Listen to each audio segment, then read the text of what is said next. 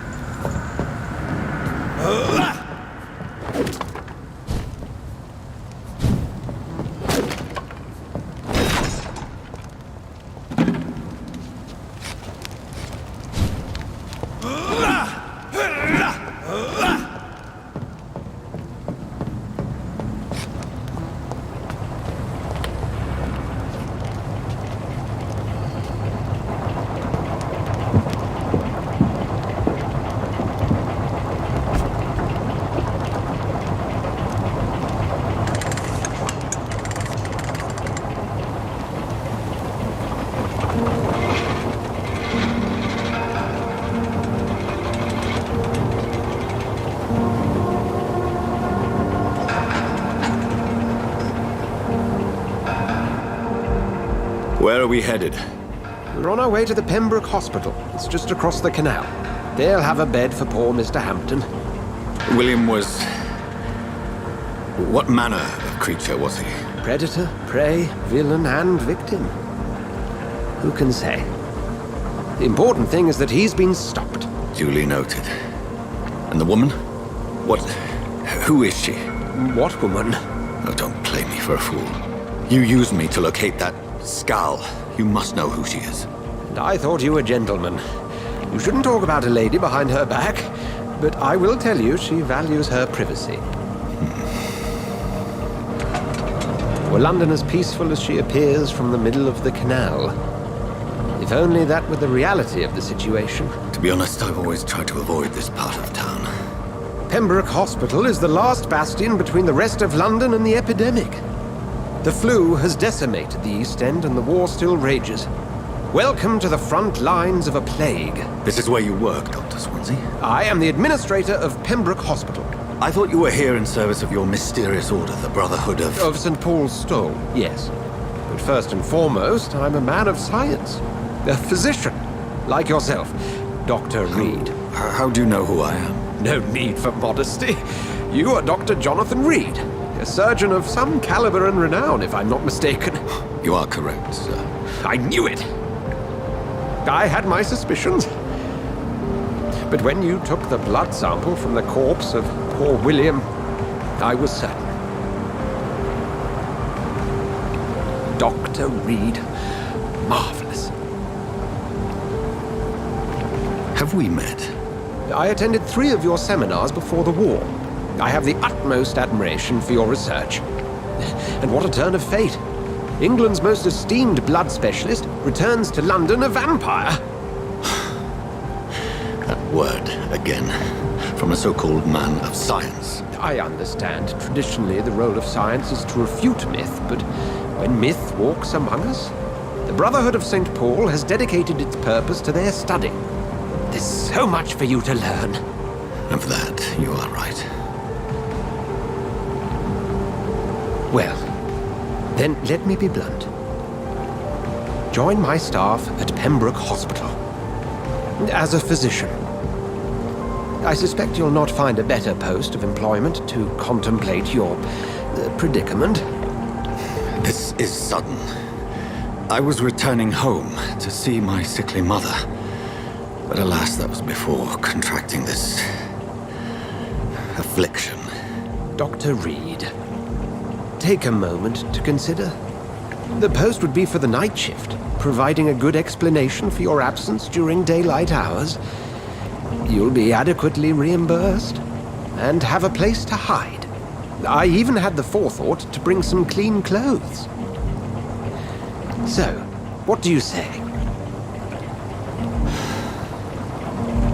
It seems I have little choice, but yours is a generous offer, so I thank you. Brilliant!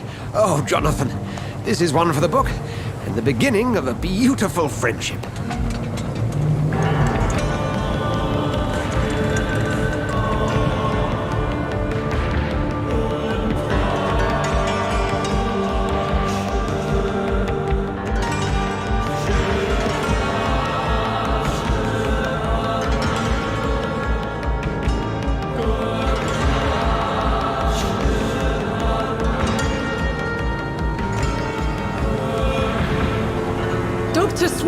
thank goodness. I was beginning to be concerned. Worry no more, Nurse Crane, for I bring good news. Oh, Doctor, what a night. We lost 2 more patients. Nurse Scow said she couldn't take it anymore and resigned. Yes, well, I'll make a new rota in the morning. In the meantime, find a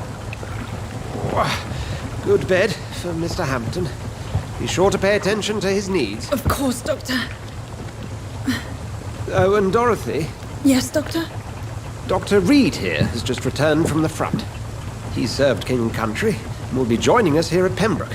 We're very lucky to have gained a surgeon of his talent, and one so experienced in blood transfusions. That is good news indeed, Doctor. Oh, yes.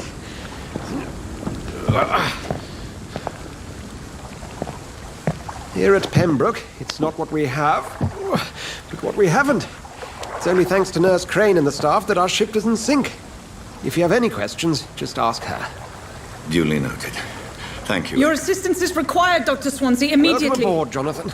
We'll catch up after my rounds. I'm coming, Nurse Crane. I'm coming.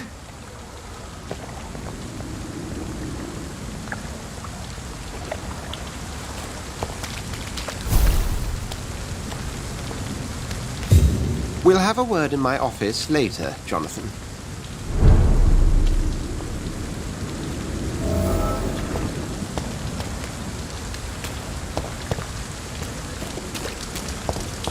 Come on, you bastard! You can do better than that! Nah! It's my turn!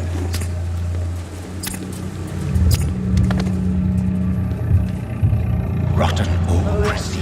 Each heart contains the seeds of life. Drink at this river. Try it all.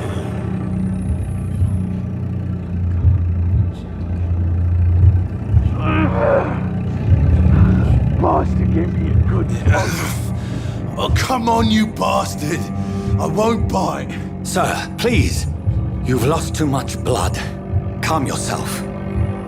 You think I didn't notice? Stop your staring and get me to an hospital, you arse!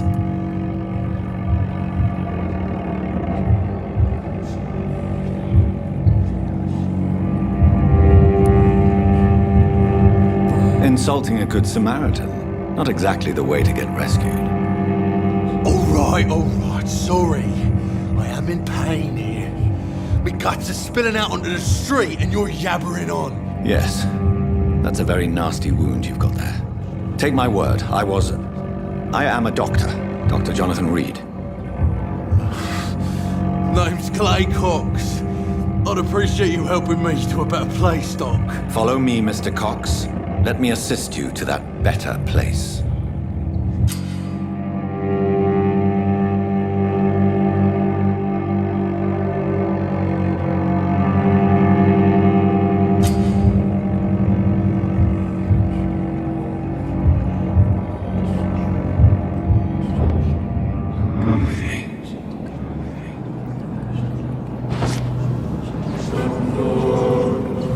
Bring this fading light into the shadows. Dance with him the dance of life and death.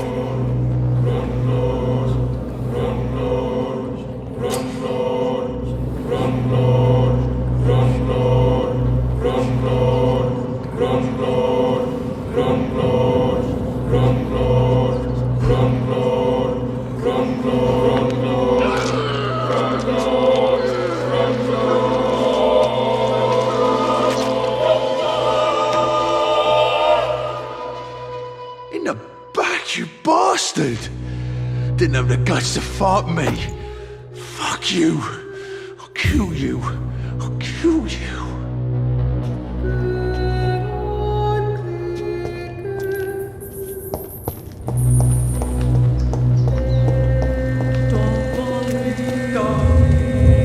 To taste a life, to embrace its most intimate secrets. Such a burden, such a divine sin.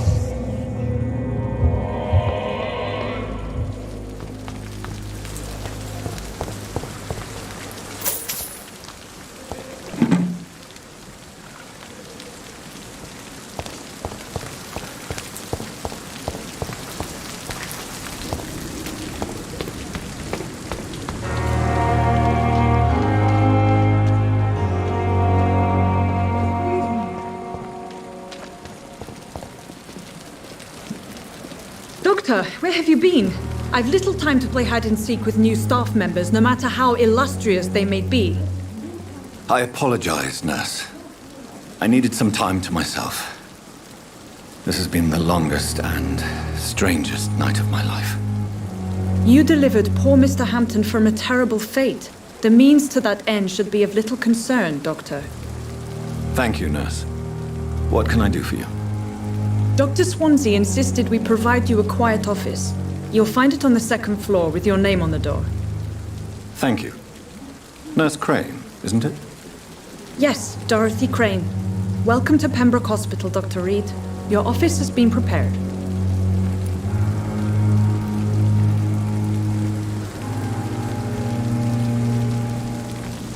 I would like to ask a few questions first.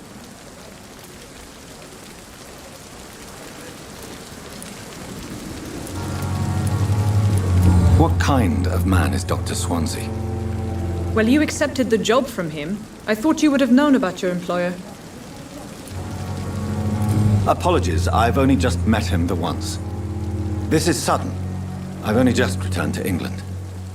Dr. Swansea is a brilliant surgeon and the most compassionate physician.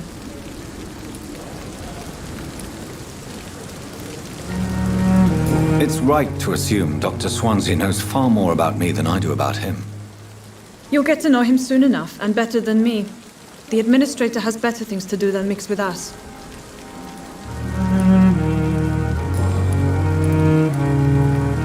And Mr. Hampton, the patient we brought in, how does he fare? I gave him a sedative to help him sleep. Poor thing was in quite a state of shock. If you could point me in the direction of my room again, nurse. Second floor of the hospital, left after the stairs. It's the last vacant office at the end of the corridor. Thank you, Nurse Crane.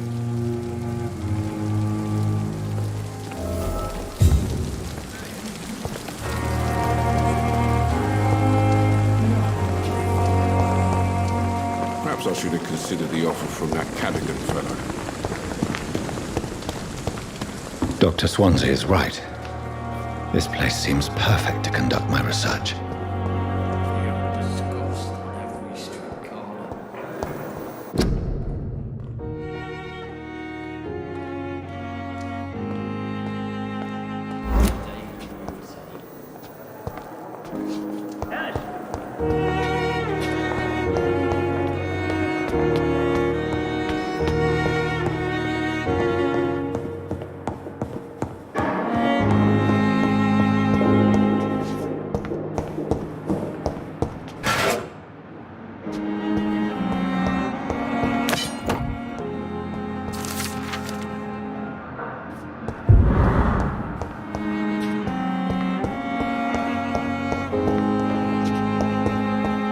It's locked.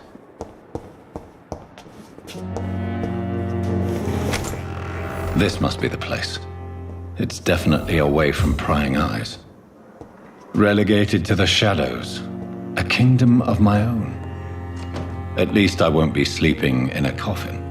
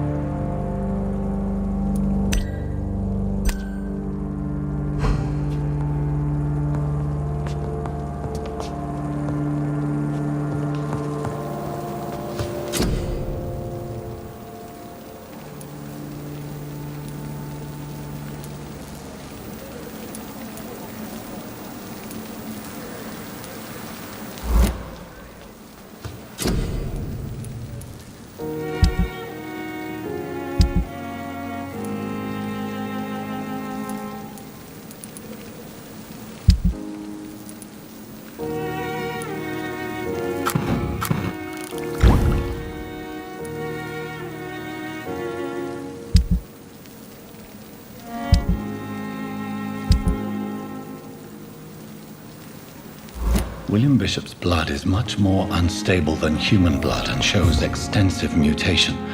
But the sun is about to rise. I can feel it. I'll continue tomorrow night. I have so much time now.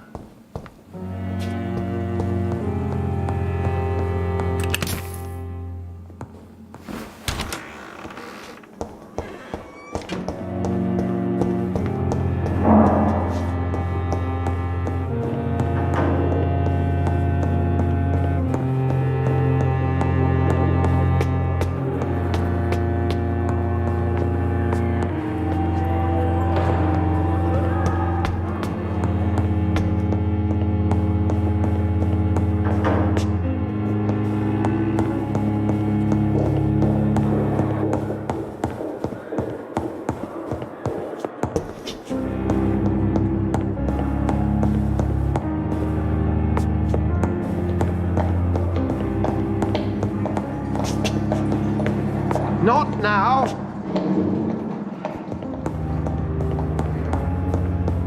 I cannot enter.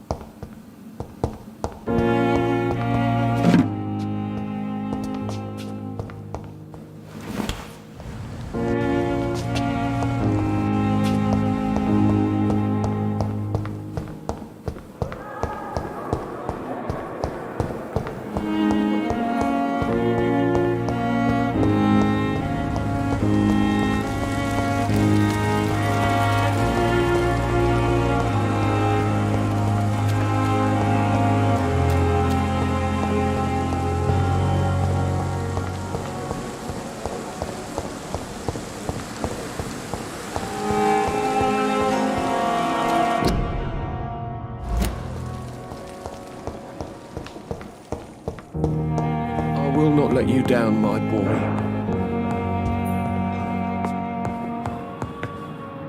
Good evening. I'm Dr. Reed. Can I help at all? No, Really? Why are you here then? I don't want to talk. My throat hurts too much. I suppose that this pain is the reason you're here. Is someone taking care of you? Yes. And no. Could you at least tell me your name, sir? Mortimer. Mortimer Goswick.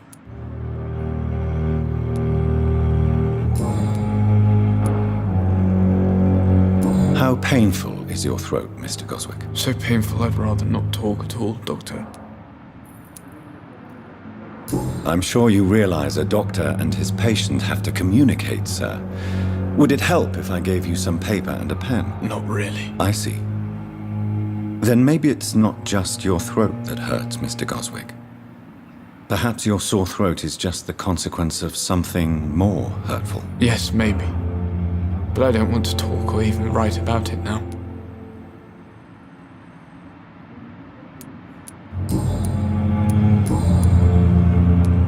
Tell me about yourself, Mr. Goswick. I don't want to talk, Doctor. I have to go now, sir. But don't hesitate to contact me if you need any help. Good evening, sir. Doctor.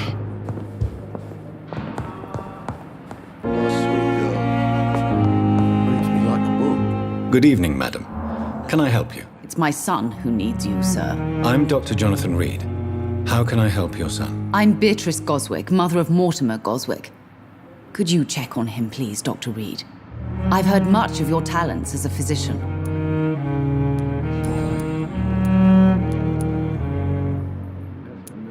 What can you tell me about yourself, Mrs. Goswick? Not much to say. Just take care of my Mortimer and I'll cover all the expenses. That's all that matters. Are you really that rich? Most of the patients here are of a more humble origin, if I may say so. Yes, thanks to my husband. May he rest in peace. I can cover any needed medical expenses. May I ask if you have an occupation, Mrs. Goswick? I'm a teacher by profession. I teach young women who are more ambitious about their futures than their families.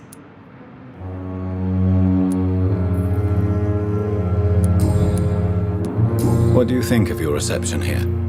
Any complaints? I have had the uttermost reservations about this hospital since we arrived, but we had no other choice, considering the state of emergency. Is there something in particular that's bothering you? Some of the staff were not especially welcoming. I suspect they're not accustomed to dealing with patients of such social standing. Tell me more about your arrival at the Pembroke Hospital. What gave you such a bad first impression? The ambulance driver was quite rude, for a start. And that nurse, Miss Hawkins, seems to have quite a dubious attitude. What do you mean? She managed to secure a bed for my son despite the epidemic. It was a relief, but it wasn't cheap. She charged you for a bed? Yes, and I paid without question, considering the urgency of the situation. I share your concern, Mrs. Goswick. Be sure that I'll talk to the people involved. I don't expect compensation, Dr. Reed. But I'm aware such behavior would not be tolerated in other hospitals.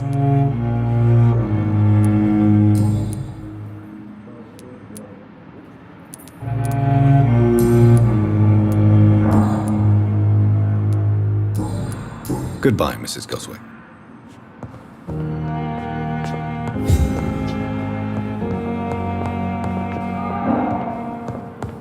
You always knew the words to calm the children, Helen. As for me... Good evening, sir. I'm Dr. Reed. May I help you? I don't know if a third opinion is needed. Your colleagues are already arguing about my condition. I see. Would you mind telling me more about your situation? I'm Harvey Fiddick. All I want is to get me bloody arm fixed properly. Tell me about yourself, Mr. Fiddick. I'm just a regular guy waiting to get his arm fixed, so I can return to work and to my family. I was more curious about what you were doing before being hospitalized. I'm a carpenter, and a good one too. But that means I need both arms to feed my family, Dr. Reed. Are you satisfied with your treatment here? Well, it's clear that I've chosen a bad time to be injured. Forgive my bluntness, but you seem overwhelmed by cases of the flu. I won't lie to you about it. I'm afraid we are. Are you sure you don't want to operate yourself, Dr. Reed? I have the feeling you're very capable. And your colleagues seem to think so too. In other circumstances, you would be right. But for now, I don't think I can take on the responsibility. My apologies. Tell me about the doctors who are arguing about your case. Strickland and Aykroyd. They both want the best for me, but there's a lot of pride there. Doctors are no different from carpenters, it seems. What do you mean? I often had professional arguments with rivals on a building site. Difference is I disagreed about wooden nails, not flesh and bones.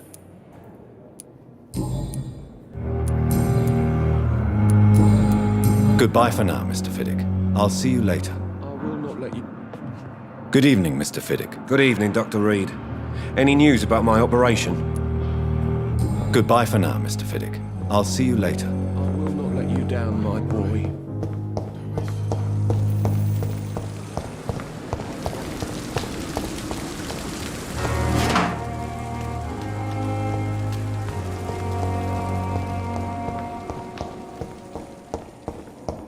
My sweet girl. Reads me like a book. What can I do for you, Doctor? Thank you, Nurse Crane.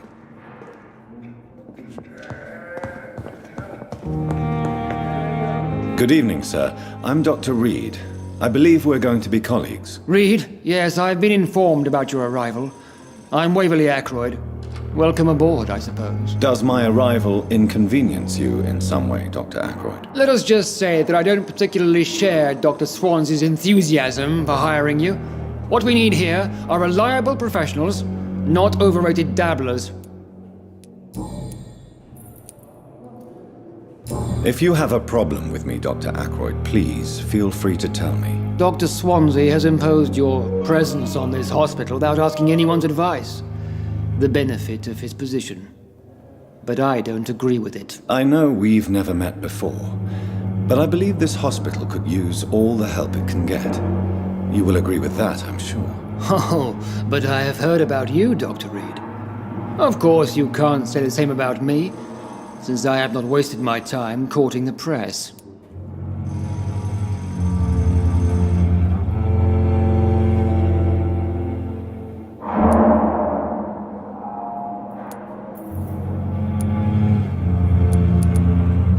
Aren't you too old for such jealousy?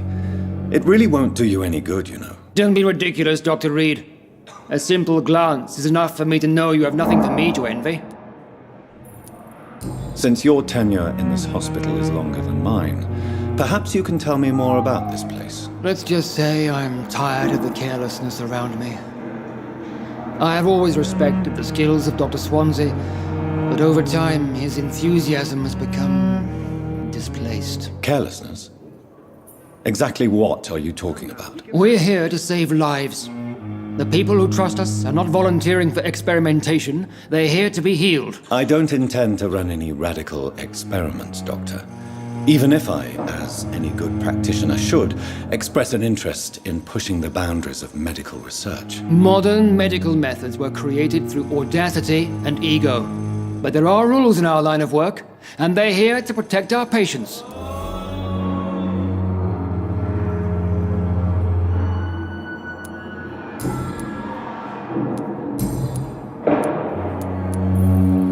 I don't know what you've heard about me, but I have already proved my value as a practitioner. I don't question your skills, Dr. Reed, but your motive. Is it money, fame, or are you truly dedicated? And what exactly is that supposed to mean? I served in the war just like you. But unlike you, I did not use the wounded to play the modern sorcerer. Be careful what you insinuate, Dr. Ackroyd. I only want you to admit you used those men to improve your theories.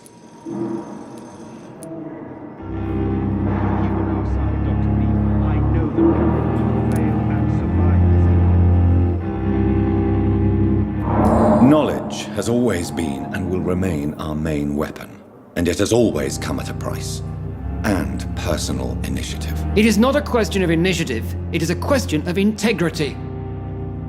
These men and women have put their faith in us, Dr. Reed.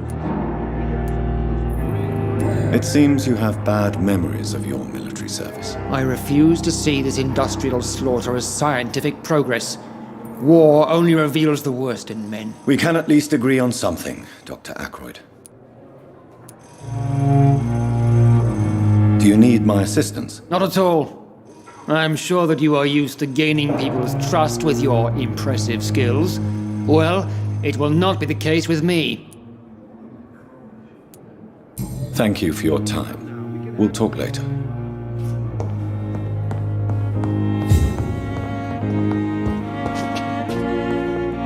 What can I do for you, Doctor? Thank you, Nurse Crane. What can I do for you, Doctor?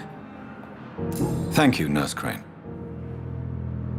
We may lack the resources, but we have some of the most brilliant minds in London and Pembroke. Our sweet girl. Weeping like a wolf. Don't waste your time with me. Never could keep anything from her.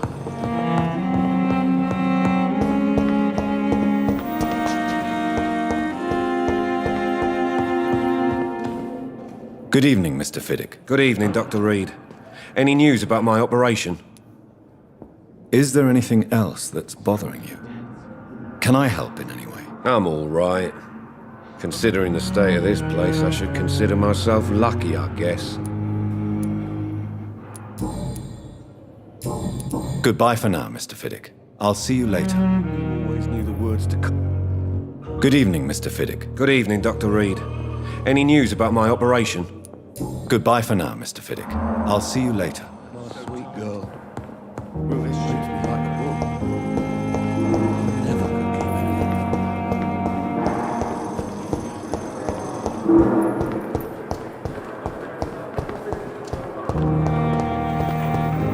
anything. Good evening, miss. I'm Dr. Reed, the new surgeon at the Pembroke Hospital. And who are you? Your name has no meaning to me, mortal. You're nothing but dust blown by the winds of eternity. I beg your pardon? What are you begging for, mortal? My clemency? Well, tonight maybe I'm inclined to mercy. You'll never forget the night you met Thelma Howcroft. You keep calling me mortal. Why is that? And if I'm mortal, what are you? Well, Dr. Reed, if you must know, I'm a vampire. And why do you believe you're a vampire? I don't need to believe anything. It is what I am. It is what I feel within this hollow shell of flesh. Please, describe to me how you feel.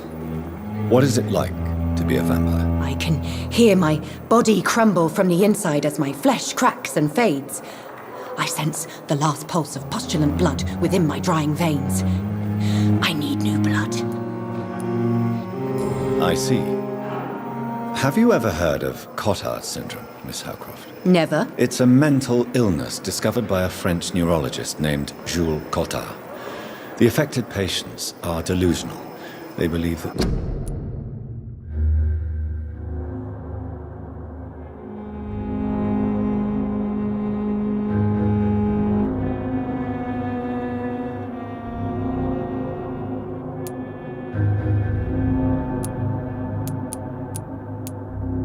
They are putrefying, that they are dead, a ghost or a ghoul, or in your case, a vampire. Delusional, you say?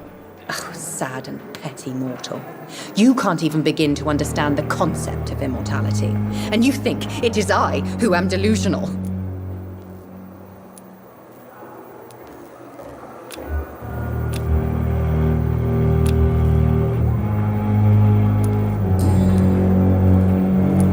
I'm assuming you must be a patient here. Am I right, Miss Howcroft? It's only a cover. To hide from my enemies. I can leave whenever I want. As a woman, a spirit, fog, or bat. Who are these enemies you mentioned? Can you describe them? I cannot say for sure. But I sense their eyes on me from nearby. I feel them watching me every time I visit the garden near the morgue. The staff here are not your enemy. They're here to help you, to care for you. I'm not speaking of the doctors in white. I'm speaking of the men and women who hunt me, for I am a vampire. I see. Don't worry. These people will not find you here. I'll personally make sure they leave you alone. Thank you, mortal, but do not interfere with them, for you are no match for those that hunt me.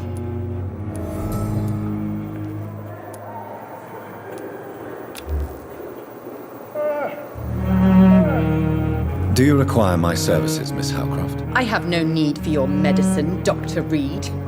Blood is the only drug I need. Who are you really, Miss Howcroft? I mean, apart from being a vampire. Is that not enough for you, puny mortal? What do you require? Proof of my powers? I'm curious to know who you were before becoming a vampire. No, it's such a long time ago, I don't remember. Centuries of unholy life can have strange effects on one's minds, you see? I'll leave you, Mistress of the Dark, to your nocturnal activities. The pain. Good evening, Miss Howcroft. How are you tonight? I need blood, Doctor.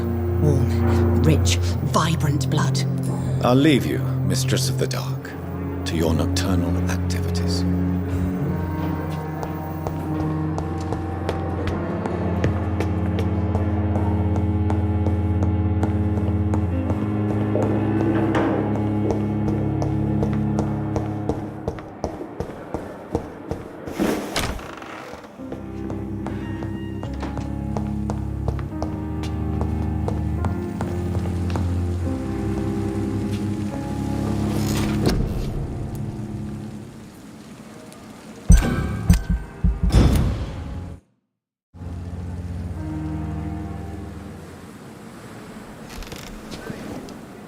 If I'm to stay here until my research is complete, I'd better learn to hide my true nature from the mortals.